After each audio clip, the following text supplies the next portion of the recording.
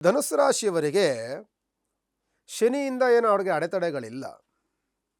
ಆದರೆ ಸ್ವಕ್ಷೇತ್ರಾಧಿಪತಿಯಾದಂತಹ ಗುರುವು ಅಷ್ಟಮದಲ್ಲಿ ಬಂದು ಸ್ವಲ್ಪ ವ್ಯವಹಾರಗಳನ್ನು ಕೆಡಿಸುವಂಥ ಸಾಧ್ಯತೆಗಳು ಜಾಸ್ತಿ ಇರುತ್ತೆ.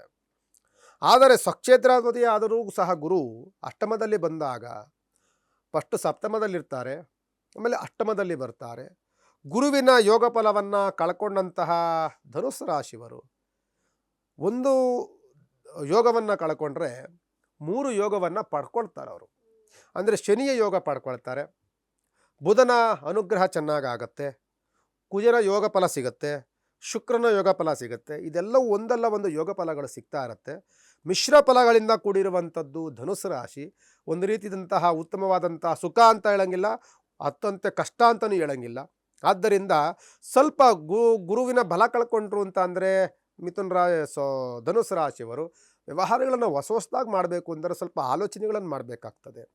ಹೊಸ ಕೆಲಸಗಳನ್ನು ಆರಂಭವನ್ನು ಮಾಡಬೇಕು ಅಂದರೆ ಸ್ವಲ್ಪ ನಿಧಾನವಾಗಿ ಒಂದಲ್ಲ ಒಂದು ಚಿಂತನೆಗಳನ್ನು ಮಾಡಿ ಇದು ಮಾಡೋದು ಸರಿಯಾಗತ್ತಾ ತಪ್ಪಾಗತ್ತಾ ಅನ್ನುವಂತಹ ಆಲೋಚನೆಗಳನ್ನು ಮಾಡಿ ವ್ಯವಹಾರಗಳನ್ನು ಮಾಡಿ. ಆದಷ್ಟು ಸಹ ಹೊಸ ಕೆಲಸಗಳು ನಿಮ್ಮ ಹತ್ರ ಬರೋದು ಭಾಳ ಕಷ್ಟವಾಗುತ್ತೆ. ಹಾಗೆ ಗುರುವಿನ ಬಲ ಕಳ್ಕೊಂಡು ಅಂತ ಅಂದಾಗ ನೀವೇನಾದರೂ ಒಂದು ಮದುವೆ ಮಾಡಬೇಕು ಗುರುಗಳೇ, ನಾನು ಧನುಸ್ಸು ರಾಶಿಯವರಿಗೆ ಅಂತಂದರೆ, ಹಾಗಾದರೆ ನನಗೆ ಗುರುಬಲ ಇಲ್ಲ ಅಂತಂದರೆ ಗುರುಬಲ ಇರುವಂತಹ ವಧುವೋ ವರವೋ ಬರಬೇಕು.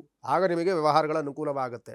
ಯಾವುದಾದ್ರೂ ನೀವು ವ್ಯವಹಾರ ಮಾಡಬೇಕು ಅಂತ ನಿಮಗೆ ವ್ಯವಹಾರಗಳಾಗ್ತಿಲ್ಲ ಅಂತಂದರೆ ನಿಮ್ಮ ಕುಟುಂಬದ ಮೇಲೆ ಬೇರೆಯವರ ಹೆಸರುಗಳಿಂದ ನೀವು ವ್ಯವಹಾರಗಳನ್ನು ಮಾಡಿದ್ರು ನಿಮ್ಮ ಕುಟುಂಬದಲ್ಲಿ ಉತ್ತಮವಾದಂಥ ಯೋಗಫಲ ಇರುವಂಥವ್ರನ್ನ ಹೆಸರು ಇಟ್ಕೊಂಡು ವ್ಯವಹಾರಗಳನ್ನು ಮಾಡಿ ಆಗುತ್ತೆ. ಪಾರ್ಟ್ನರ್ಶಿಪ್ ಮಾಡ್ತಿದ್ರೆ ಅವನಿಗೆ ಯೋಗಫಲ ಇದ್ದರೆ ಅದರಿಂದ ನಿಮಗೂ ಸಹ ಫಲ ಸಿಗುತ್ತೆ. ಇದೆಲ್ಲವೂ ಸಹ ಒಂದು ರೀತಿಯಾದಂಥ ಅಂಡರ್ಸ್ಟ್ಯಾಂಡಿಂಗಲ್ಲಿ ಮಾಡುವಂಥ ವ್ಯವಹಾರಗಳನ್ನು ಖಂಡಿತವಾಗಿ ಧನುಸ್ಸು ರಾಶಿಯವರು ಮಾಡ್ಬೋದು. ಧನುಸ್ಸು ರಾಶಿ ನಾನು ಆಗಲೇ ಹೇಳಿದೆ, ಶುಕ್ರ ಚೆನ್ನಾಗಿದ್ದಾನೆ. ಶುಕ್ರ ಬಂದಾಗ ದುಡ್ಡು ಕಾಸು ವ್ಯವಹಾರಗಳು ಬರ್ತದೆ. ದುಡ್ಡು ಕಾಸು ಇದ್ದ ತಕ್ಷಣ ವ್ಯವಹಾರ ಸಕ್ಸಸ್ ಆಗಬೇಕು ಅನ್ನೋದೇನಿಲ್ವಲ್ಲ. ದುಡ್ಡು ಕಾಸು ಬರುತ್ತೆ, ಆದರೆ ಏನು ಮಾಡ್ರೆ ಇಲ್ಲಿ ದುಡ್ಡು ಆಗ್ತೆ ಅದೇನೋ ನಮಗೆ ಲಾಭನೇ ತರಲಿಲ್ಲ, ಅದು ಸುಮ್ಮನೆ ಅಷ್ಟಕ್ಕೆ ನಿಂತೋಯ್ತು ಅನ್ನುವಂಥದ್ದು. ಆದ್ದರಿಂದ ಗುರುವಿನ ಬಲ ಇಲ್ಲ ಅಂದಾದಾಗ ವ್ಯವಹಾರಗಳು ಭಾಳ ಕಷ್ಟವಾಗುತ್ತೆ.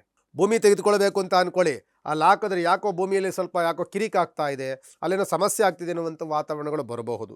ಅದಕ್ಕೆ ಚಿಂತನೆಗಳನ್ನು ಮಾಡಿ ಮಿಶ್ರ ಫಲಗಳಿಂದ ಕೂಡಿರುವಂತಹ ಧನುಸ್ಸು ರಾಶಿ, ಅದನ್ನು ರಾಶ್ಯಾಧಿಪತಿಯಾದಂಥವನು ಗುರುಗ್ರಹನೇ. ಇವರಿಗೆ ದೋಷದಲ್ಲಿರುವಂಥವರು ಗುರುಗ್ರಹನೇ. ನೋಡಿ, ರಾಶ್ಯಾಧಿಪತಿ ಗುರುನೇ, ದೋಷದಲ್ಲಿರುವಂಥವರು ಗುರುನೇ. ಅಂದರೆ ನನಗೆ ತುಂಬ ಆಪ್ತನಾಗಿದ್ದಂಥವನು, ಚೆನ್ನಾಗಿದ್ದ, ನನಗೆಲ್ಲ ಸಹಯೋಗ ಮಾಡ್ತಿದ್ದ, ಅವನೇ ನನಗೆ ಶತ್ರು ಆಗ್ಬಿಟ್ಟಿದ್ದಾನೆ, ಅವನೇ ನಾನು ಏನು ಮಾಡೋಕ್ಕೋದ್ರೆ ವಿರುದ್ಧವಾಗಿ ಮಾಡ್ತಾನೆ, ವಿರುದ್ಧವಾಗಿ ನಡ್ಕೊಳ್ತಾ ಇದ್ದಾನೆ ಅನ್ನುವಂಥದ್ದು ಬರ್ತದಲ್ಲ, ಅದು ಇದರಿಂದನೇ ಬರುವಂಥದ್ದು. ಆದ್ದರಿಂದ ನೀವು ರಾಯರ ಪ್ರಾರ್ಥನೆ ಮಾಡ್ಕೊಳ್ಬೇಕು.